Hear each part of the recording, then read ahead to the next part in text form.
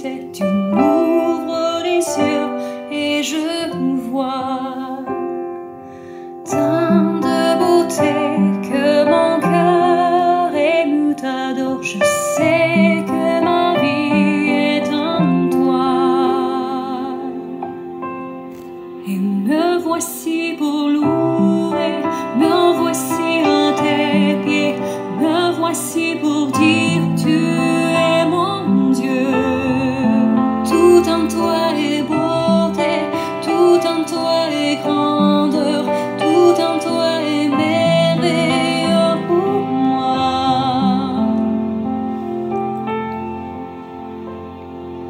Roi éternel, élevé au-dessus de toute ta gloire resplendit dans le ciel.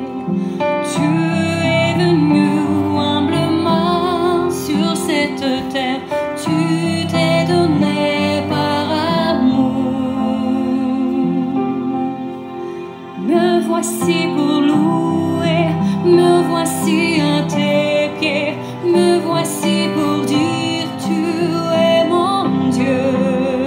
Car tout en toi est beauté, tout en toi est grandeur, tout en toi est merveilleux pour moi.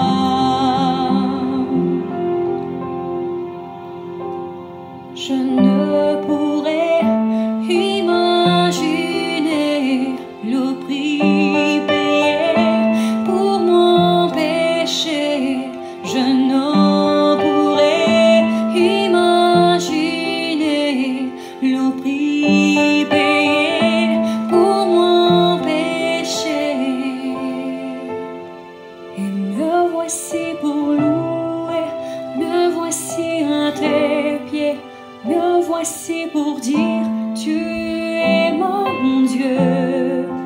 Tout en toi est beauté, tout en toi est grandeur, tout en toi est merveilleux pour moi.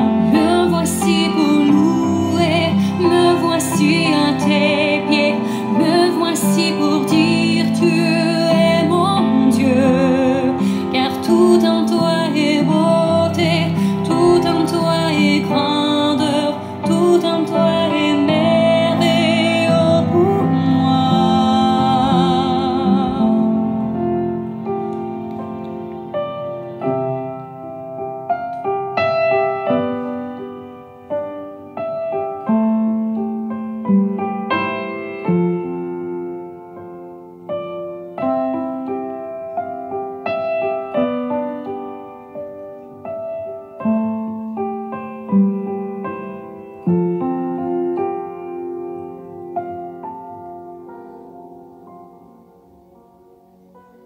Bienvenue à vous en ces dimanches des rameaux. Je vous invite à méditer ensemble dans l'Évangile selon Matthieu, chapitre 21, versets 1 à 11. Lorsqu'ils s'approchèrent de Jérusalem et qu'ils furent arrivés à Bethphagée, vers les monts des Oliviers, Jésus envoya 2 disciples en leur disant : « Allez au village qui est devant vous. Vous y trouverez tout de suite une ânesse attachée et un ânon avec elle. Détachez-les et amenez-les-moi. Si quelqu'un vous dit quelque chose, vous répondrez : le Seigneur en a besoin. Et à l'instant, il les laissera aller. Or ceci arriva afin que s'accomplisse ce que le prophète avait annoncé. Dites à la fille de Sion : voici ton roi qui vient à toi, plein de douceur et monté sur un âne, sur un ânon, le petit d'une ânesse. Les disciples allèrent faire ce que Jésus leur avait ordonné. Ils amenèrent l'ânesse et l'ânon, mirent leurs vêtements sur eux et Jésus s'assit dessus. Une grande foule de gens entendirent leurs vêtements sur le chemin. D'autres coupèrent des branches aux arbres et enjonchèrent la route. Ceux qui précédaient et ceux qui suivaient Jésus criaient : Hosanna au fils de David. Béni soit celui qui vient au nom du Seigneur. Hosanna dans les lieux très hauts. Lorsqu'il entra dans Jérusalem, toute la ville fut troublée. On disait : qui est cet homme ? La foule répondait, « C'est Jésus, les prophètes de Nazareth en Galilée. » Amen. En avril 46 avant Jésus-Christ, Jules César entra dans la ville de Rome pour célébrer son grand triomphe. Il avait défait les Gaulois et subjugué ses ennemis romains. Il était décidé à jouir de sa victoire en grande pompe. Son char était suivi d'une longue file de captifs, et ses hommes firent le tour de la ville, distribuant plus de 1500 tonnes d'argent et 6 tonnes d'or aux foules ravies. Des grandes fêtes et de jeux publics extraordinaires se succédèrent dans la ville en liesse. Tous proclamaient unanimement ces messages. Jules César était à la tête de l'Empire romain. Les Juifs attendaient à ce que l'entrée triomphale de leur Messie à Jérusalem soit tout aussi impressionnante. Frères et sœurs, vous le savez bien, aujourd'hui c'est le jour de Ramos, le jour où nous fêtons l'entrée de Jésus dans Jérusalem en ces débuts de la semaine sainte qui va nous conduire jusqu'à Pâques. C'est un jour de gloire et Jésus pense bien en profiter. Cela se vérifie dans la manière dont il prend les choses en main. Il organise soigneusement son entrée royale. Il intime l'ordre à ses disciples en disant « Allez au village qui est devant vous. Vous y trouverez tout de suite une ânesse attachée et un ânon avec elle. Détachez-les et amenez-les-moi. » Il leur dit ensuite ce qu'il faudra répondre si jamais ils sont confrontés à une opposition. Si quelqu'un vous dit quelque chose, vous répondrez « Le Seigneur en a besoin. » Et à l'instant, il les laissera aller. Alors que les autres évangiles font entrer Jésus sur un seul ânon, Matthieu ajoute une ânesse. Et un peu plus loin dans le texte, il est écrit que Jésus s'assit sur les 2 animaux. C'est une étrange mise en scène que Jésus met en avant ici. L'épisode est encore souligné par une citation du prophète Zacharie. « Tressaille d'allégresse, fille des Sion. Pousse des acclamations, fille de Jérusalem. Voici que ton roi s'avance vers toi.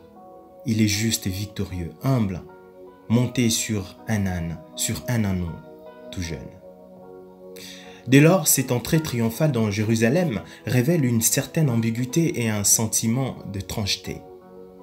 C'est en effet un roi qui entre dans Jérusalem, comme en témoigne l'appellation au fils de David.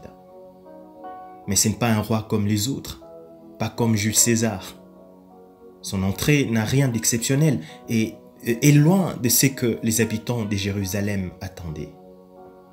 Jésus n'entrait pas sur un cheval, aucun char, ni un peloton de soldats pour lui assurer la sécurité. Pas de déploiement de forces pour affermir son autorité royale. Rien de tout ça. Matthieu souligne ainsi ce que Jésus attendait certainement faire comprendre par cet acte symbolique.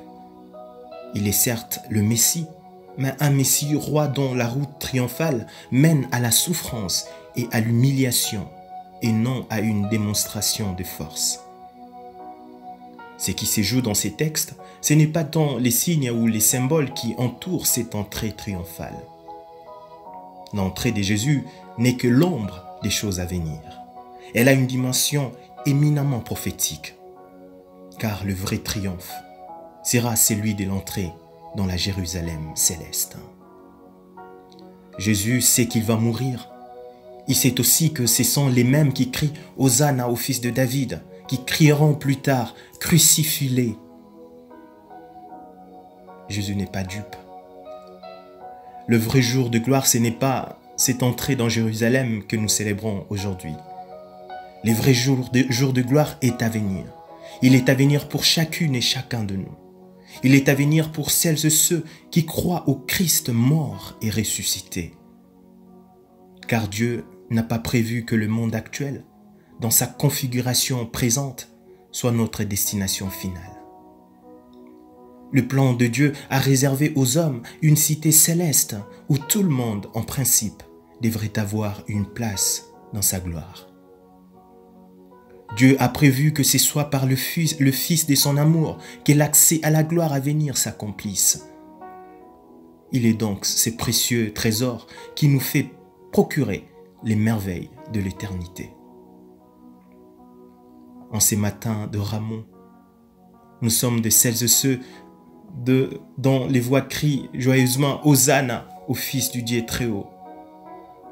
Mais est-ce que nos cœurs sont-ils disposés à l'accueillir? Il ne vient pas pour nous juger, ni pour nous déclarer coupables. Aujourd'hui, Jésus vient dans le but de donner sa propre vie pour rétablir le lien qui a été brisé et établir la paix entre Dieu et des hommes pécheurs que nous sommes. Puissions-nous l'accueillir de tout notre cœur et avec humilité. Amen. Unissons-nous dans l'intercession.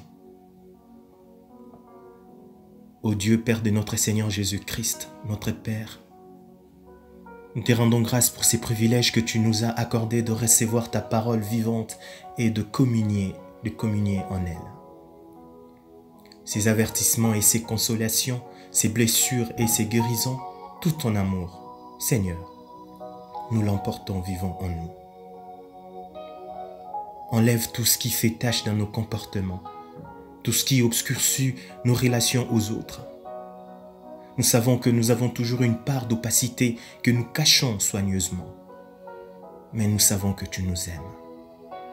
Tu nous acceptes tels que nous sommes et tu nous pardonnes.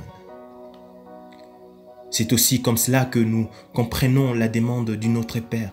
Délivre-nous du mal. Délivre-nous de nos peurs, de nos opacités, de notre manque de transparence, de tout ce qui fait obstacle à notre relation avec toi, Seigneur.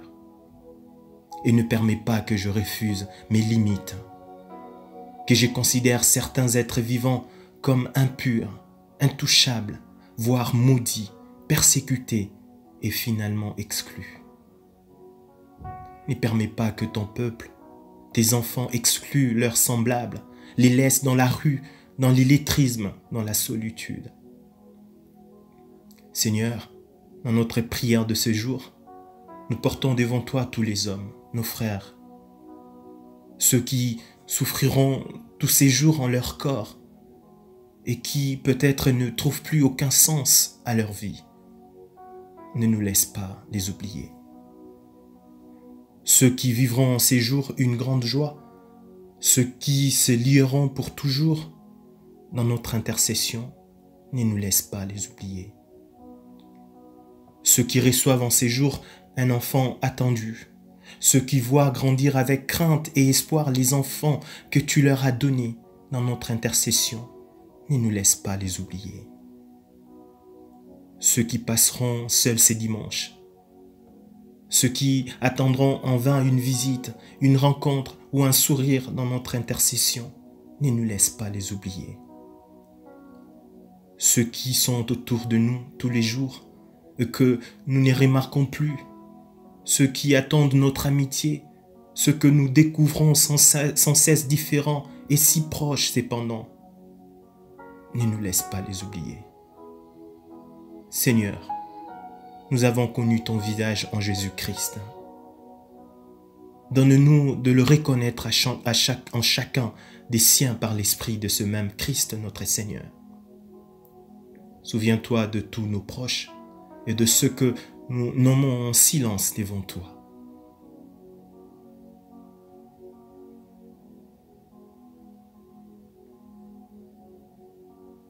Couvre-les de ta protection et environne-les de ta grâce.